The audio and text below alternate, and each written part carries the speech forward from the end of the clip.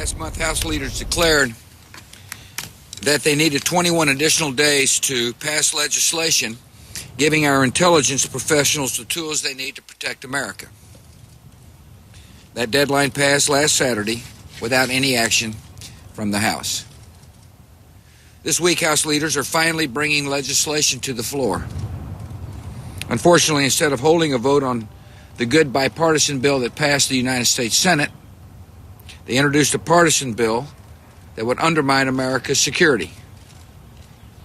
This bill is unwise. The House leaders know that the Senate will not pass it. And even if the Senate did pass it, they know I will veto it. Yesterday, the Attorney General and the Director of National Intelligence sent a letter to the Speaker explaining why the bill is dangerous to our national security. They cited a number of serious flaws in the bill, including the following. First, the House bill could reopen dangerous intelligence gaps by putting in place a cumbersome court approval process that would make it harder to collect intelligence on foreign terrorists. This is an approach that Congress explicitly rejected last August when bipartisan majorities in both houses passed the Protect America Act. And it is an approach the Senate rejected last month when it passed a new legislation to extend and strengthen the Protect America Act by an overwhelming vote of 68 to 29. Now House leaders are proposing to undermine this consensus. Their partisan legislation would extend protections we enjoy as Americans to foreign terrorists overseas. It would cause us to lose vital intelligence on terrorist threats, and that there's a risk that our country cannot afford to take. Second, the House bill fails to provide liability protection to companies believed to have assisted in protecting our nation after the 9/11 attacks. Instead, the House bill would make matters even worse by allowing litigation to continue for years. In fact, House leaders simply adopted the position that class action trial lawyers are taking in the multi-billion-dollar lawsuits they have filed. This litigation would undermine the private sector's willingness to cooperate with the intelligence community. Cooperation that is absolutely essential to protecting our country from harm. This litigation would require the disclosure of state secrets that could lead to the public release of highly classified information that our enemies could use against us.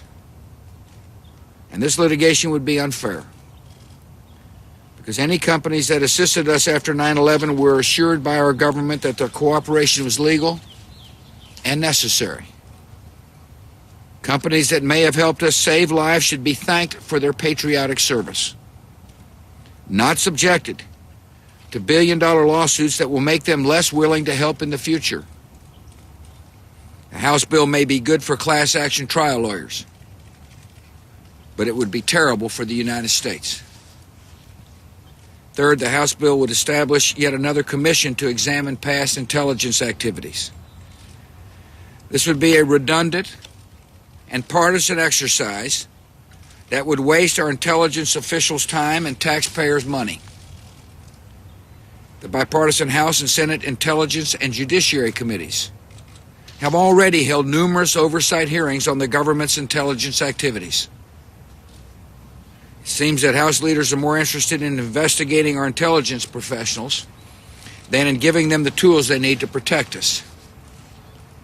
Congress should stop playing politics with the past and focus on helping us prevent terrorist attacks in the future.